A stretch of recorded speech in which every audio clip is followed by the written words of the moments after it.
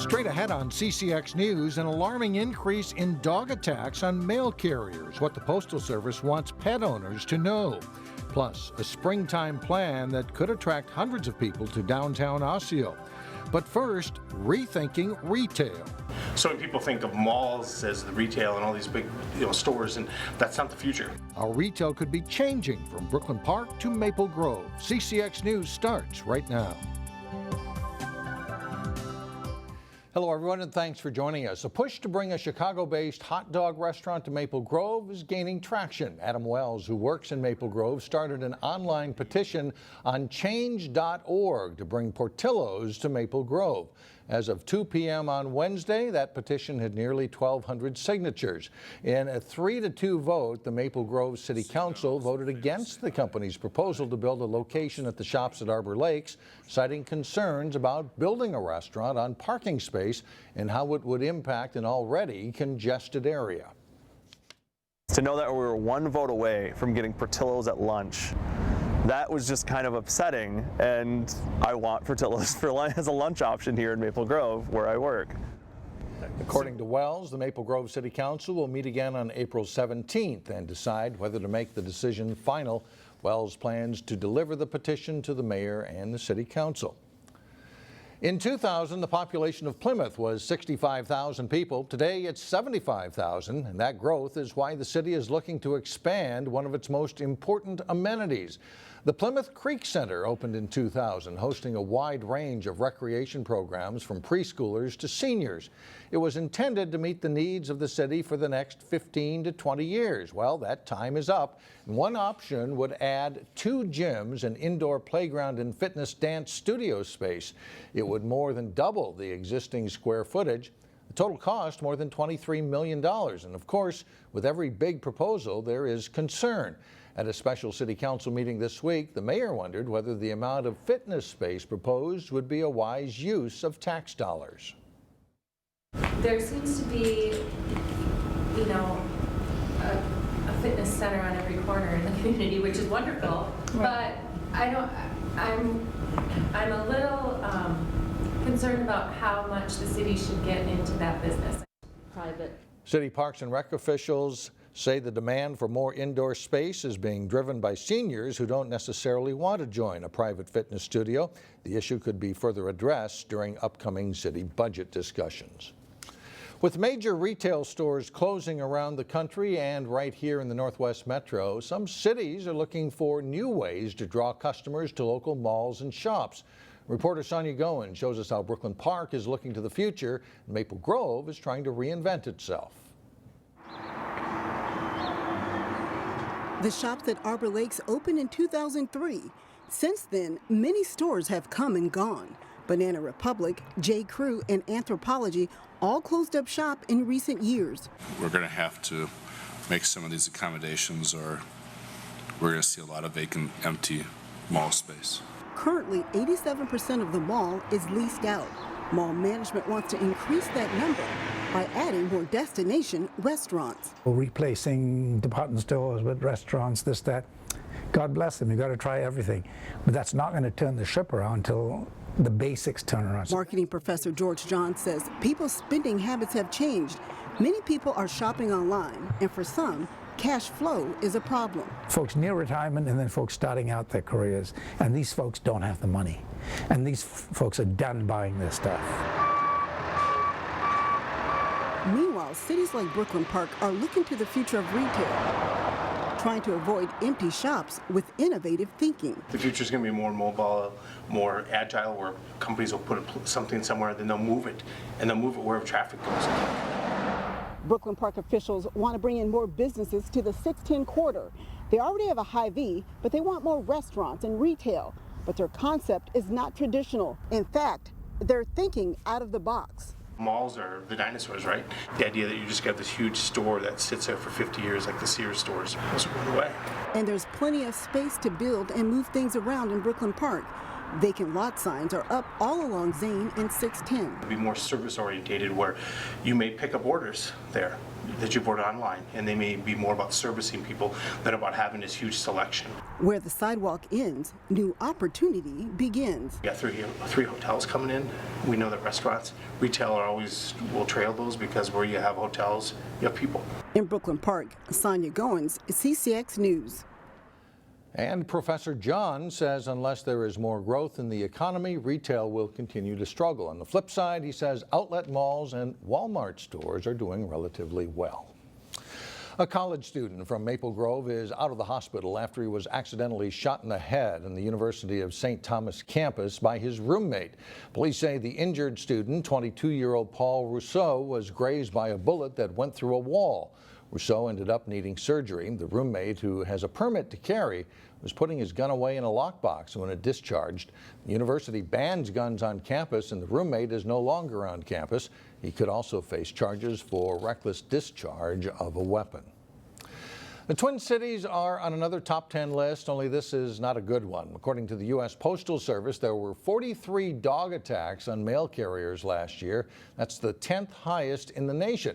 As Eric Nelson found out, dogs sometimes make mail delivery a challenge.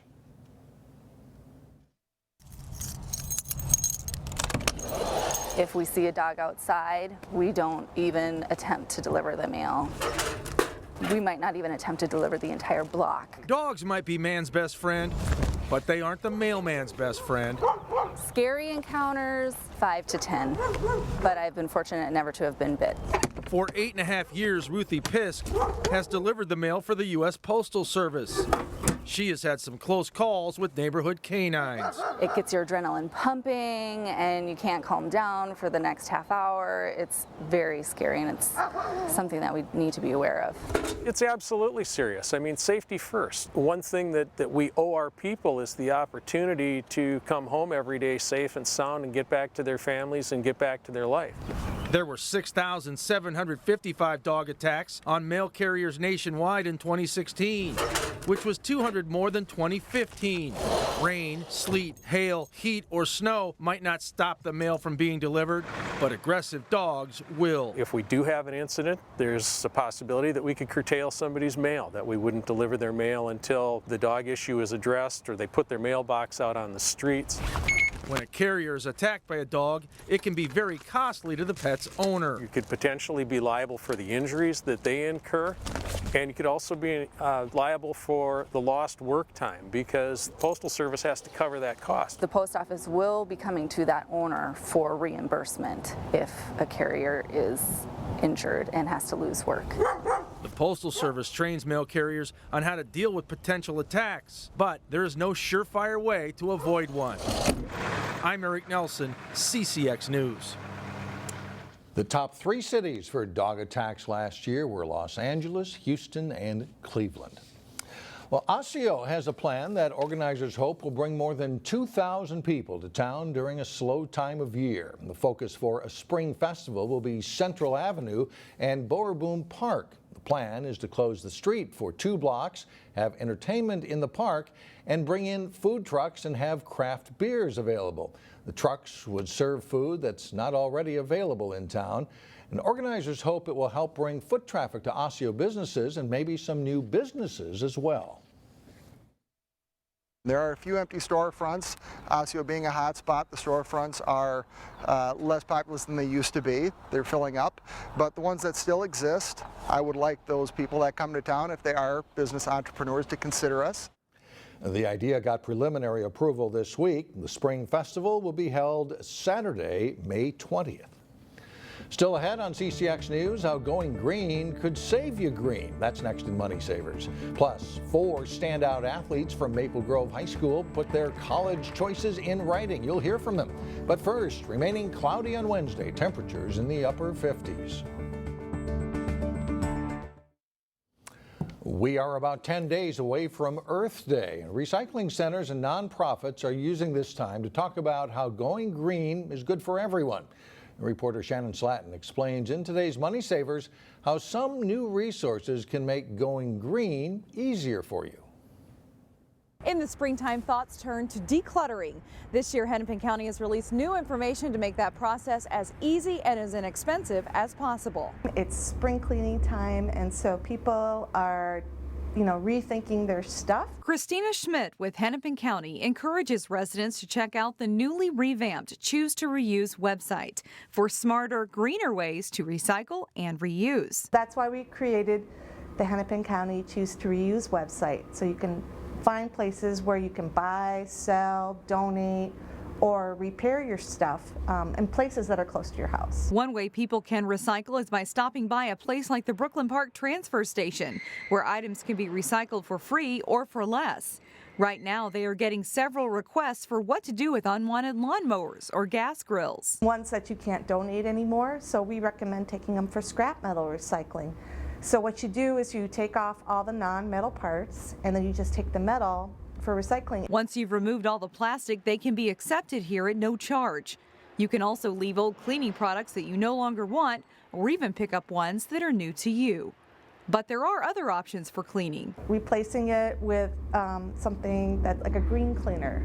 One of the green cleaners we recommend is really simple. Just get a plastic bottle, spray bottle, put in some vinegar, water, some dish soap, and maybe a little lemon juice to make it smell nice. And that's as good of a cleaner for your countertops in your kitchen as something you'll get, at Target. All small steps you can take to be ahead of the curve for upcoming Earth Day. One person with a lot of people, so you all get together and you really can have an impact on the environment. In Brooklyn Park, Shannon Slatton, CCX News. Hennepin County also recently started accepting clothing and linen that will be recycled. It should be clean and in a plastic bag. Well, still to come on CCX News, wild playoff hockey fever takes over businesses in Maple Grove. We'll show you. But first, highlights from a pair of good baseball matchups, including one played in a special location.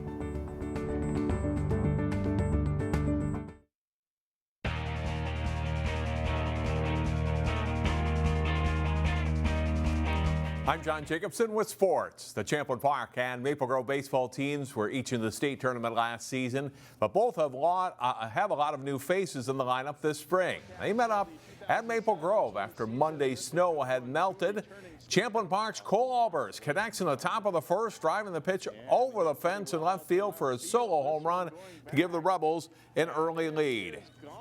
Two batters later, Joey Simons singles to left, and it gets past left fielder Curtis Haugen. Quinn Victoria, who had doubled, scores for a 2-0 Champlin Park lead. Rebel starter Max Lowen is perfect through 3 innings.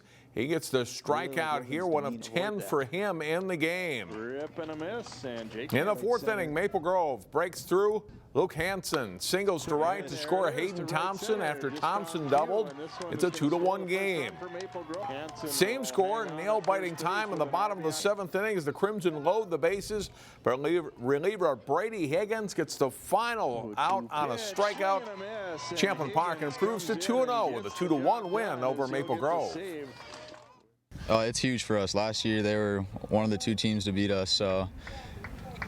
They came on our field last year and beat us, so coming back this year and beating them is a good feeling to start the season. It was fun. With it being my first varsity start and all, I just knew I had to do what I did before. I mean, these guys are obviously better at the varsity level, but I knew if I just came out and did what I knew I could do, I could get the job done. Meanwhile, Wayzata and Hopkins open the conference baseball season against each other Tuesday afternoon. And what a venue to play in as the Royals met the defending state Class 4A champion Trojans. U.S. Bank Stadium in Minneapolis in its first season for baseball, the site for this one.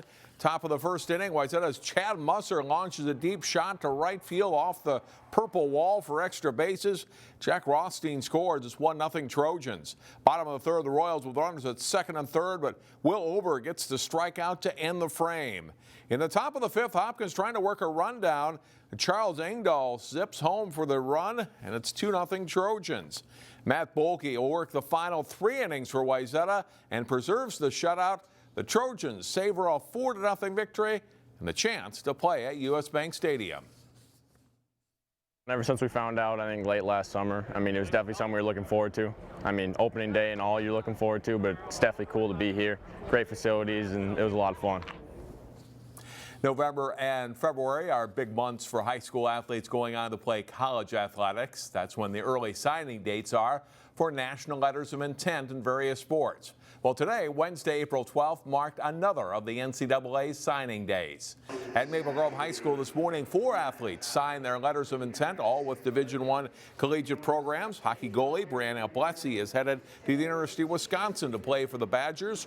Sam Huff, who played in this year's state hockey tournament, has signed with the University of Minnesota.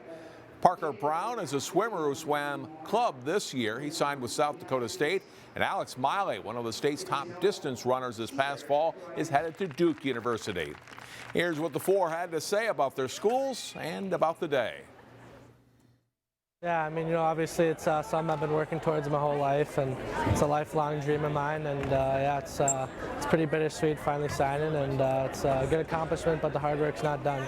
Wisconsin has always been my dream school, and I still can't believe that this is actually happening, but the school, the campus, it's like one of my dreams, and I don't know, it's still, I can't believe it, but I don't know. Honestly, I liked, first of all, the academic aspect, but then on paper it looked nice, but I had to make sure to tour it, and I love basketball, so like that's gonna be fun. But the team was awesome, and like the coach was excellent, and he's a great guy. So once again, I'm excited and very comfortable in the decision I made.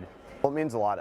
Ever since I started swimming high school and got the feeling of a really good team atmosphere, joining a bigger team at a college that I want to go to, it's been a dream of mine for quite some time. It's really finishing up a lot of goals that I've set for myself. Congratulations to them. Wayzata High School is holding a ceremony Thursday morning. Natalie Stein will compete collegiately at Minnesota in women's rowing, and Ben Gross is headed to Yukon for track and field. That's it for sports. Mike, back to you. All right, thank you, John. Up next, what playoff hockey means to local businesses. We head to Maple Grove for one wild night. Well, finally, the Minnesota Wild begin their quest for the Stanley Cup tonight, and local bars and restaurants are hoping for a long playoff run. Malone's in Maple Grove is one venue that's gearing up for the playoff push. Managers say they already get a large influx of fans coming in to watch regular season games, so when a season extends into April and beyond, it's a welcome sight, especially considering that Minnesota's other sports teams haven't given fans much to cheer about over the past year. For the past couple years, they've been in it, and it is a sigh of relief to have a team that's right there. Hopefully we get past St. Louis and take it from there. Now, the Wild play Game 1 tonight. That's Wednesday night against the St. Louis Blues at 8:30. Game 2 Friday at 7. That'll do it. That's it for now. Thanks for joining us, everyone, and we'll see you back here again Thursday starting at 4.